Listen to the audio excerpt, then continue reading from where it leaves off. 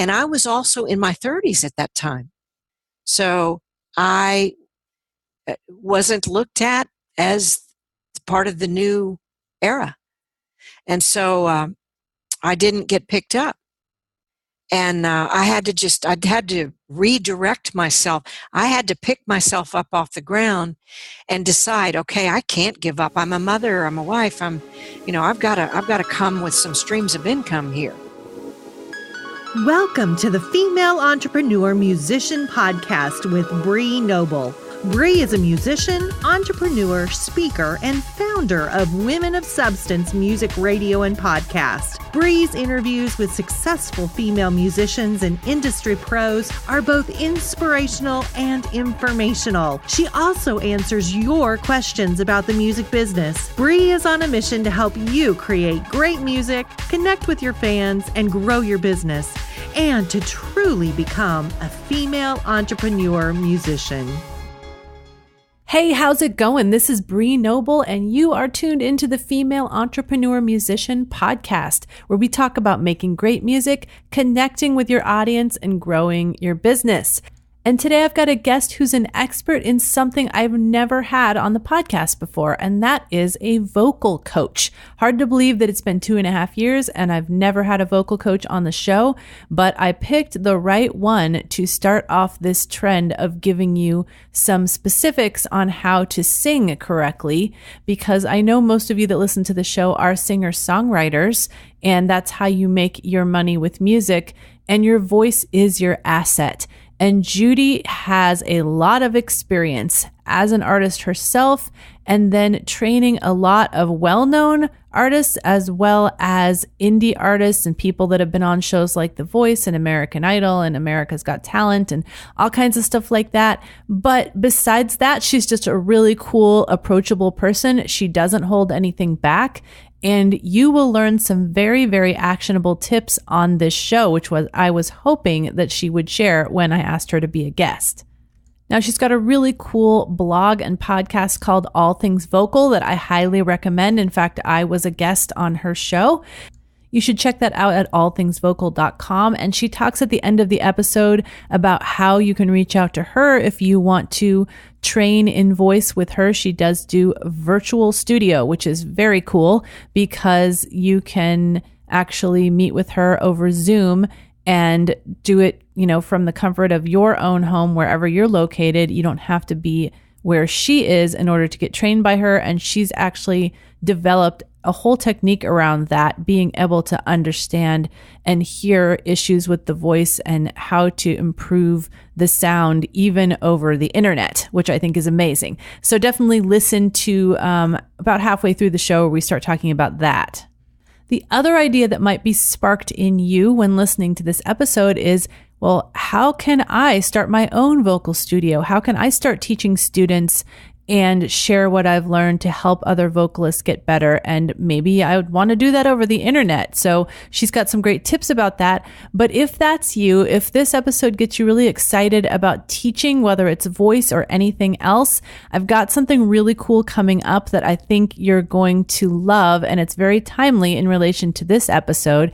And that is that I'm doing a workshop with a couple of friends of mine, Allie and Claire from The Marketed Musician, and they are going to be talking about how to grow your studio, how to get more students, and how to set up a business as a teacher. And the great thing about teaching voice or teaching instruments or teaching songwriting, guitar, piano, whatever it is that you do, is that you've got that recurring income. And that's a piece of your income pie that you can count on every month, whether you've got gigs or not, whether you have a new release or not. So I highly recommend that if you feel like you at all have the ability to teach others, that you look into this income stream. And to do that, you should come to our workshop where we're going to be talking about how to get students and how to build your studio. If you want to come to the workshop, please go sign up at femmusician.com/teach. femmusician.com/teach, TEACH. And that's F as in female, E as in entrepreneur, musician.com/teach. And if you're listening to this when it comes out, this workshop will be happening this week. So make sure you get signed up right away. The date will be on the page. And if you're listening to this after the week of October 23rd, then make sure to email us over at Bree, BREE, at femmusician.com and just say you'd love to know when we're going to be doing that workshop again. All right. Now let me introduce you to our guest today, Judy Rodman. Judy Rodman is an award-winning vocal coach, recording artist, stage and media performer, public speaker, author, songwriter, and studio producer. Host of All Things Vocal blog and podcast, Judy coaches singers and speakers in person, online, and in packaged courses. Her students and recording clients have appeared on The Today Show, Letterman, Ellen DeGeneres, The Voice, American Idol, America's Got Talent, the Grammys, CMA, ACM, and MTV Awards shows, New York Times bestseller list. Here is my interview with Judy Rodman. So that's a little bit about Judy Rodman. So Judy, is there anything that's not in your bio? And boy, do you have an extensive bio that I couldn't even at all go into in the beginning. I had to pick and choose. But is there anything that's not in your written bio that's maybe a little more personal or interesting about you that you'd like to share with our listeners? Yeah, I think so. And it's the fact that I'm a mama and a wife and a sister and daughter and friend. And finally, I'm believing in a balanced and creative and well-rounded life rather than just being, totally consumed by my work. And I've found that actually helps me do better in my work. But that's the biggest part, that I do actually have a personal life, and that's as important to my being useful to somebody else as a coach, as anything.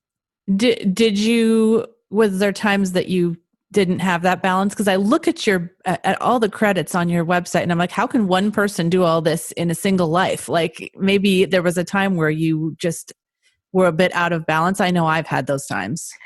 Definitely. And, I still struggle with having time. I make time to go see my family and hang out with my friends. I have to make time, but I feel like it's a quality problem, Yeah. And one of the reasons that I have such a long, bunch of credits is I started really young. I started when I was 17 years old with my first professional jingle. Singing that. And I actually started singing when I was 2. So with my family. So I've just been doing it forever.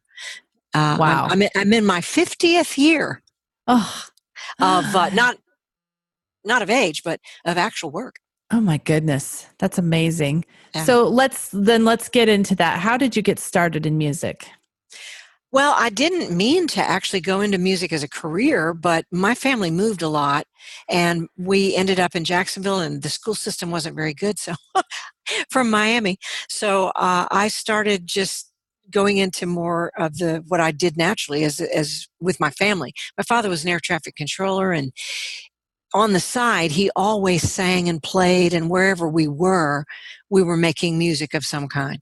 So by the time I started, I got into college and went to college for a while, meaning to possibly be a music educator, and then got sort of sidetracked by getting a full-time jingle singing position in Memphis, and then just never looked back. And my career is rabbit trailed all over the place. Mm. But the funny thing about it is, full circle, now I'm a music educator. So it's like I had a premonition of that, and danged if I didn't turn into that.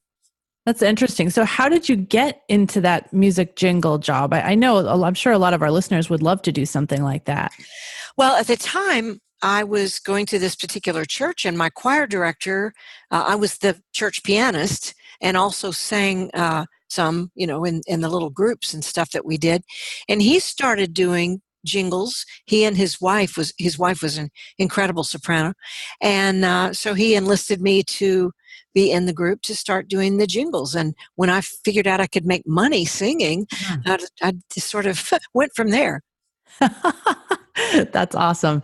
Yeah, usually a lot of us don't figure out we can make money from singing for quite a while. So you kind of Right. out in that area. So I saw that you had a lot of really great credits as far as, Billboard credits and performing with some major country stars. So how did you kind of get your big break in that area? And what was it like performing alongside those people? Well, the way I got that career as far as being an artist myself, that came after a significant jingle career and background vocalist career. I was singing background on lots of records in Memphis, and then we moved to Nashville, and in Nashville. And I was doing backgrounds for a producer named Tommy West of Cashman West. And that was right before he joined with two other people to form MTM Records, which was a subdivision of the MTM Enterprise in LA. And we were one of the first indie boutique album record labels in Nashville at that time in the in the late 80s. Or mid 80s, rather. Mid I'm 80s. not even sure I knew there were like country indie labels in the 80s. Mid 80s, we were pretty much the first. Wow. Especially the first that had any real national success, I think. And so that was an extremely an amazing label with amazing people. Like, for instance, Scott Borchetta was the assistant. Scott Borchetta it heads up Big Machine, which Taylor Swift made her career in, and he was the power behind that. Well, he was the assistant to Bruce Schindler, who was the promotion guy at MTM. So there was just a lot of right things that went right. So I had a number one and had several top tens in Billboard, and won the new female vocalist award at the Academy of Country Music Awards, and went from there. So I had a really good 3-year run. I did lots of things, like got to do Austin City Limits, and got to do The Tonight Show, and all the big TV shows of the time, of the era. So I didn't realize at the time that actually was going to come in handy for me to have that experience that I could share then later, with other artists and people that I'm vocal coaching now. Mm. Well, it sounds like you had a lot of obviously talent, but great luck and I did. where you were at the right time and all that stuff. And, were there any times that you were really struggling as an artist, and, how did you push through that? Well, the worst thing that happened was that it ended. I tell people there's something worse than never making it, and that's making it and losing it. And most of the people that haven't made it think, oh, that's not worse. If I made it, I'd just be happy that I made it. But the people on the other side, right. And the thing is, there was no reason, because I was doing really well and all that, and then MTM folded. At the people out in LA decided they didn't want a record label. BMG bought MTM and decided they didn't want a record label. So it's like it was like Cinderella, the coach and the shoes and the whole bit. Everything disappeared, and so you were left with a pumpkin. And I was left with a pumpkin and some mice. Yeah, shoe. Yeah. And the thing is, that really threw me for a loop, because once you're on top of the world, I mean, everybody it's like you feel like that's never going to end. And then when it does, for whatever reason it really throws you. But again, in my journey towards what I'm doing now, it's helped me. You can turn that crap into compost if you sort of give it to God and let it process, and choose to look at it like, okay, that's part of my journey. That does not define me. That is just part of my journey, part of part of the reason I know what I know. And so I use it for all those reasons. And my work as a vocal coach now, and even my doing my own album in 2015, again, for the first time, it's informed by all of that, both the success and the failures. Oh, that's so true. It's so easy to see that in hindsight, though, for sure. Right. I mean, we've Right. all done it. Uh, had you done some like self-development work that you handled it like really well when it happened, or was it like Oh, it a was awful. nightmare when it happened? It was Okay. a nightmare. I cried so long. Oh, I think I lost 3 weeks of my life. Oh, I couldn't, yeah. it's like it didn't make sense. But then in the arts, the business of the arts, it doesn't make sense. Because if your market is not where you are, then no matter how good you are, it's not seen as successful. And that's one way I help my students is to you got to separate your art from your business, and you got to do both really well. But you may be ahead of your time. And like Van Gogh, well, don't cut your ear off and, throw it, jump over the side of the banister. The thing is that you've got to know when you're doing your art really well. You've got to know when you're singing really well yourself, so that you don't let the market forces tell you how good you are. That's very dangerous. And then if you have that self-confidence to know when you're not good and when you are good, then you can do your business, and it's not going to, if the business isn't where you're at the moment, it won't stop you, and it won't crush you, and it won't define your voice for you, you know? And Mm, on the other hand, if you are at the top of the world, you won't believe, that your voice is perfect and then end up with nodes because it wasn't. right. Wow. Yeah, that's some really, really good advice. So I'm curious, did you ever try to shop to other labels, or did you then kind of switch gears at that point because you didn't want to go through that again? I, I did shop other labels, but the problem was when MTM folded, when MTM when MTM folded, that was about the time that the real young ones were starting to come on board, and the labels were changing, and the Faith Hill came on board, and there was starting to be. It just was like a wave. We opened up. I think MTM Records opened up the floodgates for new artists. And then when we folded, it was right at the wrong time, and there was a tsunami of new artists. And I was also in my 30s at that time, so I wasn't looked at as part of the new era, and so I didn't get picked up.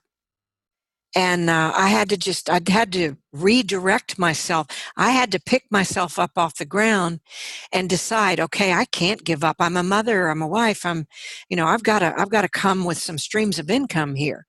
So what I did do was I started songwriting, and that opened up for me. And long story short, I uh, finally signed with Warner Chappell. I had signed with different publishing companies and had little success here and there, but I finally got a #1 as a songwriter. And the funny thing was, I was writing that for myself, trying still to get back on board as an artist myself. And I was talking to Arista at the time, and that was one of the songs they were interested in. Well, this little no-name 13-year-old cut it, with that my publishing company pitched it to Chuck Howard for one of his unknown acts, which of course did not make me happy. But it turned out it was Leanne Rhymes, and it was a #1, and I got a BMI Millionaire Award for it.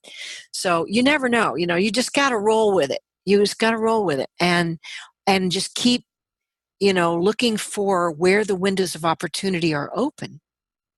But then, if you want to continue with this weird little rabbit trail, at that point, at some point, my songwriting thing sort of, they weren't cutting what I was writing. So I ended up having to think of something else I could do. Well, an old friend of mine named Carol Chase, she was out on the road with Leonard Skinner, and we had sung together for decades already. And she knew I knew something. She knew that there was something about me that, I had directed a lot of groups that she was in. So she was having trouble with one note that she was singing on the road with Leonard Skinner, and she asked me to help her with it. So the funny thing was, and we were really good friends, but the two thoughts that occurred to me was, number one, how do you know I know? And number two, why do you think I want to tell you? And of course I did. I helped her with it, and it worked. And then I thought to myself, well, maybe I know something about vocal coaching. I'll just hang my shingle out with the local paper, and I did, and I got a couple of students, and I was able to help them. And then that was about 20 years ago, and I just got interested in it, and I got curious about why that worked, and I realized I knew some things because of the stuff that I had done myself. And what I knew some things that worked, and I tried them out on people and used every student as a guinea pig, and grew this ability and this method finally of vocal coaching that works, that really works, not only to maximize resonance and maximize the ability to reach an audience, but it also conquers vocal strain. So everything has gone into what I do, and then that's become my main thing. My main shingle is now that of being a mentor of other voices. Oh, that's awesome. I love that you kind of fell into it by accident. Oh, I did. You figured out that you loved it and you had something to offer. That's so cool. Yeah. I love when that happens. So, I'm curious because I think I saw on your site that you actually do some virtual lessons. Is that right? Oh, all the time. Probably half my students are over Zoom. Wow. So how does that work? Like, do you feel like you can really diagnose people, from far away and help them and really be able to hear the quality they're producing? You know what? That's an excellent question, and that's what most people ask me when I first, offer that and be option. able to see how they're breathing and all that stuff that goes along with it. Right. Well, the first thing I do is tell people, and this is true, I started teaching by phone before the webcam was possible. I taught people I never ever met in person by phone. And that's because I've grown this ability to hear, even through sketchy signal, which definitely phone has been sketchy signal. I think the weirdest place I've ever trained somebody I was in the Home Depot parking lot, and they were in a green room somewhere, and they were having trouble. So I helped warm them up. But I can hear whether or not somebody's eyebrows are lifted because it affects the tone. Right. They're going flat probably if they're not lifting their eyebrows. Or they're going flat, or they're numb sounding. And the resonance is not there because they're not allowing the eye language that lets certain frequencies go to the places in the resonance system that those frequencies want to go to be magnified. So there's a lack of life. There's some limitations as well. So I'll say raise your eyebrows, and it always freaks people out. Like, okay, where is she seeing me from? But I can tell whether the chest is caved in. I can tell where the head is balanced, and I can tell whether there's freezing in the body somewhere just by the sound of the voice.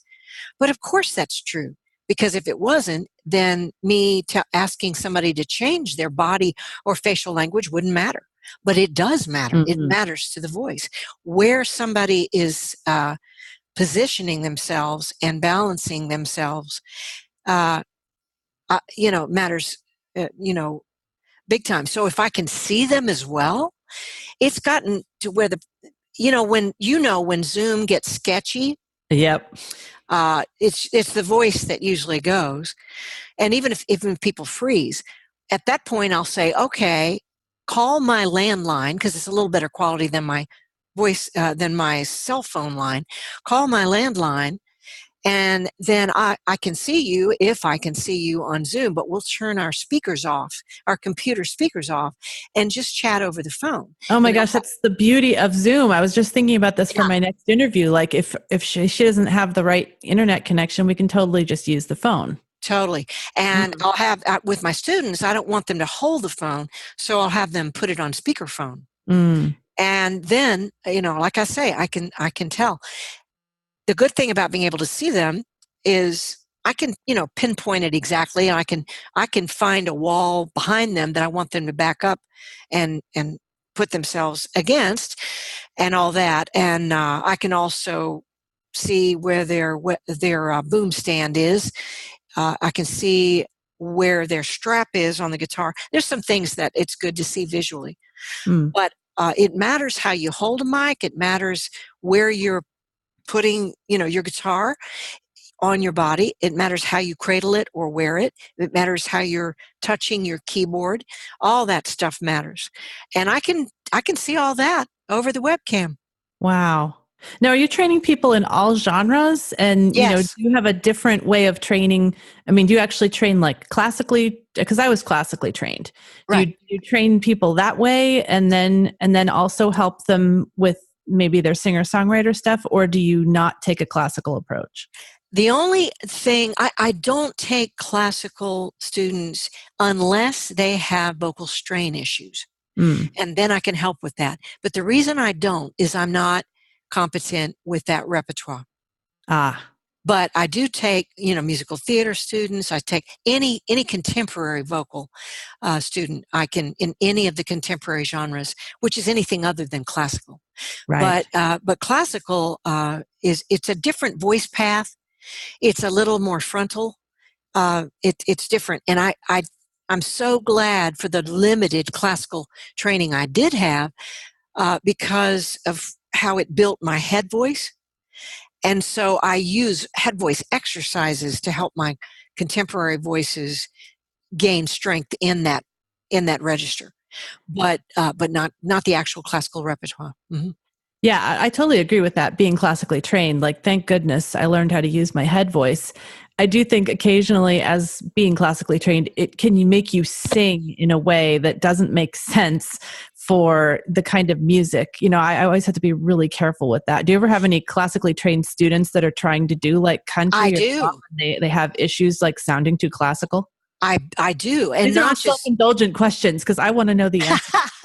not just country, but also I'm like one of the first classical singers that I retrained was a singer who had a master's degree at Eastman and the Royal Academy in London, but she hated her voice because it was all that high soft palate, big, huge sound. And it didn't sound like the stuff she was writing, which was absolute alt rock.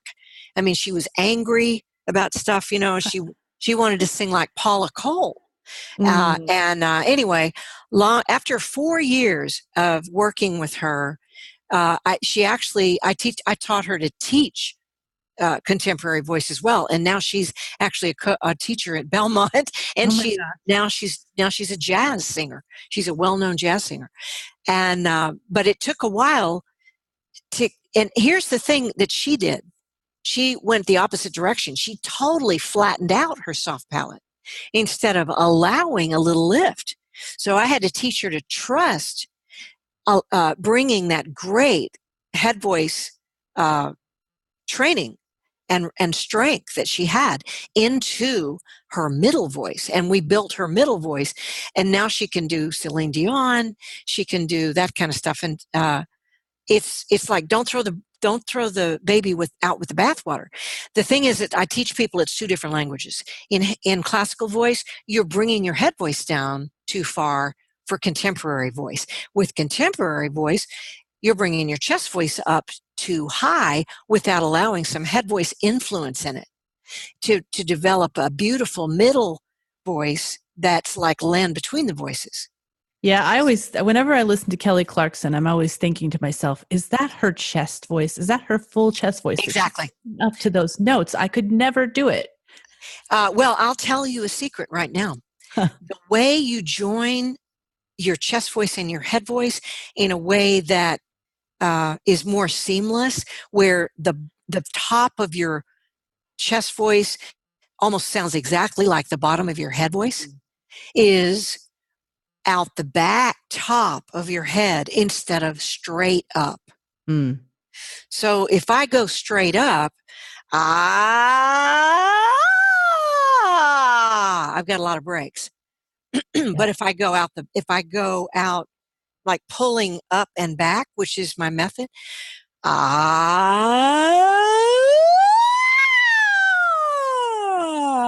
there's no break. Wow.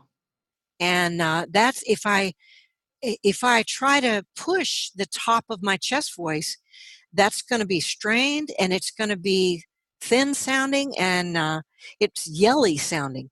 But if I pull the top of my chest voice, yeah, instead of instead of the pinched thing, the pulled chest voice doesn't hurt me or my listener. Wow. Wow, that's a cool demonstration. I don't know that we've ever had this kind of demonstration on this show. I love it. I love it. So besides doing that, which I know is a big bad habit of just pushing your chest to the limit, what are some of the other bad habits that you see people come in with? Well, muddy articulation can be one. And I don't even like to use, articulate more clearly, because that can end up taking the popular genre singer into more of a mechanical sort of articulation place, or even worse, over articulating and making it sound like musical theater, musical theater. That's what I would do, because I'm a choir singer. So I would be articulating everything right on the beat, Right, exactly. So, and again, I'll tell people, it's just different languages. You've got your choir personal language or your musical theater language, and then you've got popular genre language. And the bottom line is this. I teach people that you can affect people, your performance can affect people three ways: musically, visually, and lyrically. And if the person that's listening to your song can't understand what you're saying, you've lost 30% of your ability to impact them. And if you're good enough vocally and you're good enough, with the visual and the musical is all working, then maybe, like, for instance, a group called the Civil Wars. You can't understand them. Or Sturgill Simpson. You can't understand them. But if you could, I think that they could impact people even 30% more, because as it is, people are going to have to go, as it is, they're going to have to go look up the lyric. And usually when you look up the lyric's been typed wrong anyway. So if different genres like R&B, you use a looser articulation, something more in the country genre, or perhaps EDM, it's a little bit clearer articulation. But you need to find how people are speaking in the genre that you want to sing, and the best way to do is to try to mimic the masters of that genre. And you'll realize the best ones, you really can understand what they're saying. Now, somebody in another genre might not be able to understand it, but that audience can. So find that audience, find the way the best singers in that genre are articulating the lyrics, and then do that. But don't just make it sloppy, because that's singer-songwriter kind of working. Singer-songwriters, a lot of time they're all into it and all that, and they're slurring their lyrics and they sound all cool and all that stuff. But if they're not giving me what they're saying, it's almost like they're stealing a song from me. And it's one of the worst habits a singer-songwriter can make. Oh, lyrics are so important to singer-songwriters too. If they knew that their lyrics weren't getting across, they'd probably be mad. Right. So the best thing to do is listen back to yourself and see if you weren't the writer of that song, would you know what was being said? Yeah, or just get your friends to tell you. Right. It's always funny to find out what people think the lyrics say when they don't actually understand them. Right. And another thing that people do a lot, that come in doing almost all the time, pushing muddy articulation. The other thing is bad mic technique. They're using their mic in a way that, whether they're playing or holding a mic, or for musical theater, they're using their hands.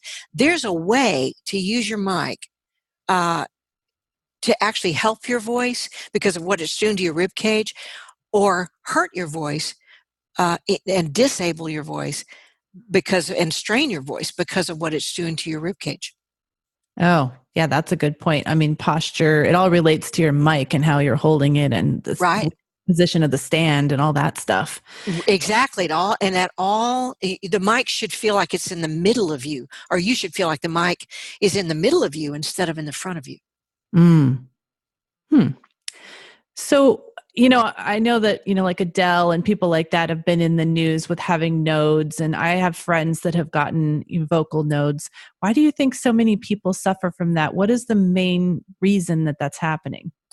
Pushing, Mm. pushing. And it's caused by when you get there, and sometimes the worst thing you could wish on somebody is success, because they're having to play, they're having to perform so much.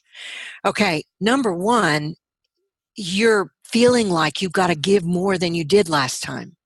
Yeah, you always have to outdo yourself. Outdo yourself. And number two, you're tired. If you sing correctly, you're using more of the big muscles in your body. And those are the ones that use more glucose and oxygen. I teach people to sing from your butt. In other words, sing your butt off so you don't sing your throat off. It's Mm. like riding a horse downhill. You sing from the saddle area and you squeeze your rib cage and your throat open like a water balloon, squeezing it from the bottom. But when you get tired, you're going to go more for squeezing in the diaphragm area. And that blows the lid on your breath control. Mm. And then you're in trouble. And then you're going to tighten your articulation, and then you're going to get, your voice is not going to do the right thing. So you're going to push harder to try to make it work. And then before long, first of all, you've got irritated vocal cords that are not happy, and they take a while to recover, which you can't do if you've got a gig the next night. And then so it's a vicious cycle, and then it leads to the beginnings of the blood blister that becomes the node, and all that. But here's the good news: if you retrain that, your voice, if you're going to talk in music business terms, if you are a singer, your voice is your main asset. So the thing is, you can fix it. Almost always, it can be fixed without using surgery if you retrain it. And that's where people like me come in. It is retraining it, getting the pressure off the cords, and letting your power come from the way you articulate and your resonation, so that the vibration from your vocal cords is reaching your resonation areas, but because your throat is open. So that's, you kind of got to reinvent the wheel here a little bit and get back to great vocal technique. And to prove a point, I have a picture of one of my students who, when they first came to me, I knew they were in trouble, so I sent them to Vanderbilt Voice Clinic here in Nashville. And sure enough, they had a huge polyp. In fact, they were diagnosed with an inoperable polyp, and the advice was, you need to find another line of work. Wow. Well, the person decided, it was an old gospel singer, and they decided that that was not what they were being given to do in their spirit. So long story short, they didn't stop, and they used my method of retraining, and the grace of God.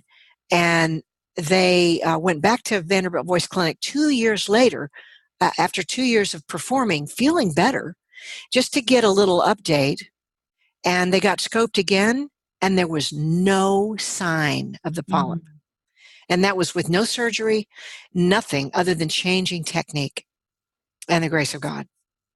Wow. So if that happens to somebody, do you recommend like total voice rest for a while or just retraining? I recommend, number one, you always want to, if in doubt, go to the doc, go to a fellowship trained laryngologist, which is an ENT that specializes in voice, to make sure there's no cancer.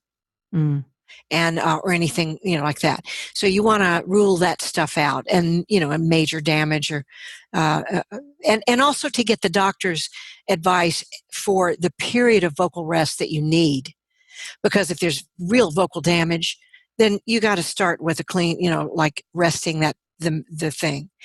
But then, yes, vocal retraining. So we don't get ourselves in trouble this way, what is the best way to warm up before a gig? Like, how long should they warm up? Do you always, I mean, obviously you can't give the exact exercises that you recommend, but do you recommend exercises or just singing through their songs or just, That's a great question, because number one, if you do vocal exercises and you don't know how to do them, like any athletic, basic skill, if you don't know how to do it, you can hurt yourself. Mm-hmm. So it's even if you don't know how to do vocal exercises, just lightly warm up with your easiest song. And I like to have what I call vocal volume songs, which is when I noticed when I was doing my country concerts, I warmed up by listening to even just listening to someone like Kiri Takanawa, a classical soprano, Oh, yeah. and Sandy Patty, who is a wonderful Christian singer who sings with a real bell-like voice, and also Barbara Streisand, who sang with a very open-throated, not pushy voice at all. And here's why. You can, if you listen to singers like that, the instrument, your voice configures itself. It moves when it hears another voice, which is why my vocal coach would tell me when I had laryngitis not to even listen to music, because the larynx and the apparatus moves to what it's hearing. And your audience's larynx, even if they're not singers, they move to what they're hearing. So listen, in the first place, have some really good vocal volume ear candy, and then also have your own song that makes your voice feel really good. Like Somewhere Over the Rainbow is a typical one I give people. But if you do know how to do vocal exercises and you can pull them instead of push them, then the typical semi-occluded vocal exercises like the bubbles or the sirens, ooh, but I'm pulling all of them. It's almost like inhaling them instead of exhaling them. Oh, that just reminds me of being in college and walking into the practice rooms and you hear all these people going, Right. And morphing, the voice wants access to movement. So I like to do weird things like, and things like that to really stretch the cave in a way that almost feels like you're inhaling the sound. And then slowly stretching your range out and blending your registers. So that's kind of the way I recommend warming up. That's awesome. And how long? I mean, like, how long is too long? Well, if you're doing vocal exercises correctly, there's really no, you wouldn't want to do it till you're physically tired. Right. Because that's counterproductive. But I've got a guy that I worked with on that was doing the voice, and we would warm up. He would not feel warmed up until I had worked with him over the phone with vocal exercises for 45 minutes. Wow. Now I've got other people who they just want a 5 or 10 minute vocal warm-up. I generally like to record 25 to 45 minute vocal exercises for people to do in between gigs, for vocal strengthening and maintenance when they're not doing gigs, and then 5 or 10 minute or 15 minute vocal exercises to do before gigs. But really, if you're gigging more often and you're using good technique, you need to warm up less for a less amount of time, because you've got your stamina, you're in good shape. But I don't ever recommend starting to sing before warming up. At least 5 or 10 minutes. But I'll tell you something, it's more for form than for stamina. I want people to warm up to remember good vocal technique. Oh, that's such a good point. Yeah. Get in the zone. Right. For sure. Well, this has all been so amazing because it's also actionable and you've given like really specific stuff for people to do, which is awesome. I have one more really important question, and that is, how do you recommend that somebody find a vocal coach that's right for them? First of all, how do they find a good vocal coach? And secondly, how do they figure out if it's the right vocal coach for them? This is probably a very big loaded question, but No, not at all. And there's a good answer. The one way that I think is the best way is to get word of mouth. yeah. And that is, you can even look on the internet for, vocal coaches to see where the stars are, see where the reviews are. But if you know anybody that has worked with them, and and also know that just because they've worked with a ton of stars doesn't necessarily mean they're a great vocal coach, or a great vocal coach for you, because it's just using a lot of names, and those are already great voices, and who knows that they didn't stress that voice out. You don't know. You just know that they've worked with a bunch of names. So don't necessarily go for just name value. But word of mouth, what their reputation is. The second way is trying them out with one vocal lesson. If you don't feel like they helped your voice feel better and sound better with that first lesson, they're not a good vocal coach for you. If it feels better and sounds better, you also want to know that they want to help you do what you want to do, not necessarily what they want you to do. So they should be more like a midwife helping you birth your own baby. Girls will understand that more than guys. So this is okay, this is a girl's show for you. Right, exactly. So they should be trying to help you do what you do better. Oh yeah, that's so true. I mean, just like if you want to sing like Alanis Morissette and somebody wants to make you sing like Celine Dion, that doesn't make any sense. Right. So the first thing is how assess how you feel with what they're suggesting. Now that, you might not be able to do what they're suggesting, so give them a little grace there. Make sure that you are doing what they're asking and suggesting you to do. But if you feel like you are, that should make you feel better. Make your voice feel better. And then if it feels better, it should sound better. Are most vocal coaches open to you recording your lessons so you can kind of go back and see? All of them should. There's no reason at all not to be able to record whatever part I would think that would be true. I just didn't know if some vocal coaches are like that we have this secret sauce and I don't want this getting out somehow, No, not really. And the truth is there's no substitute for a one-on-one. I sell courses, and there are a lot of courses out there that I bought, and they will teach you a lot. And if you can't afford a lesson, that's definitely a way to go. But no, there's no secrets out there that would, should impact a good vocal coach's career. Let's put it that way. Mm. And I agree. I mean, it's true with anything. You can buy courses, and courses are great, but there's nothing like getting a one-on-one sit down or stand up with somebody that knows exactly how to help you. Right. And then sometimes it's kind of a combination of things, because you want, professional vocal coaching is expensive. And if sometimes people do better by getting a lesson from time to time or at the beginning, and then getting a course if they trust that coach. Mm. And then if they're confused with something, they can come back. But that makes it economical for anybody to be able to, there's no excuse for anybody to have to use bad vocal technique or hurt their voices. Well, this is a perfect segue for me to ask you how people can get in touch with you, how they can find out about courses that you have and working with you one-on-one. Well, there is a very simple answer to that, and that is they can find all that stuff at my website, which is simply judyrodman.com. That is way too easy. Okay. Are you on social media? And also tell them about your blog. Oh, yes. And you can find that at my site as well. But my blog is called All Things Vocal. It's also a podcast that you can get on iTunes and all those places that you get podcasts, like your great podcast. Which I'm privileged to be on. It's yes. I think probably will already have been released at this point. Right. Yeah, and I'm so happy that you did that. But yeah, you can get tons of free vocal advice through that blog.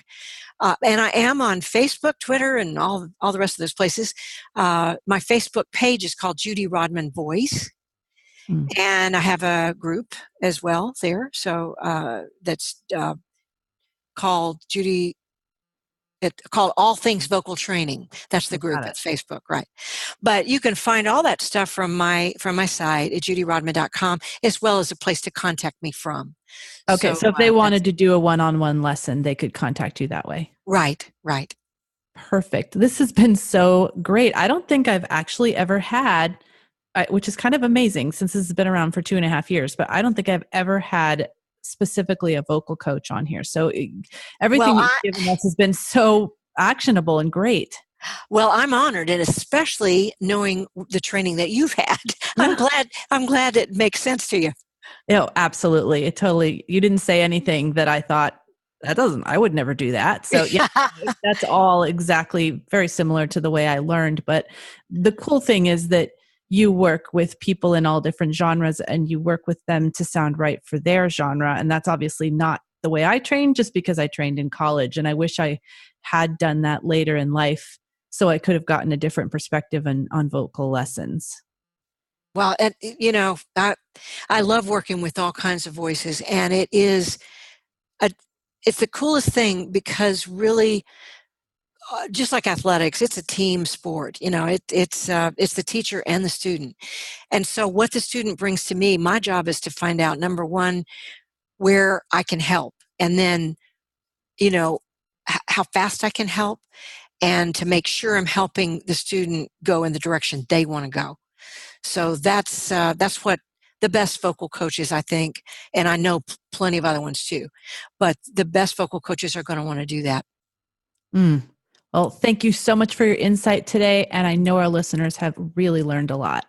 Bree, thank you so much for including me on your awesome vlog and podcast, rather. It's an honor to work with you, and I can't wait to see it out there, and you'll be on mine, and so we'll be helping people do the things they want to do. You are welcome. Now go out and make great music, connect with your fans, and grow your business. Female Entrepreneur Musician has been brought to you by FEM118 and FemaleMusicianAcademy.com. With editing by Jen Eads of 317 Sound Design and music by Stella Ronson.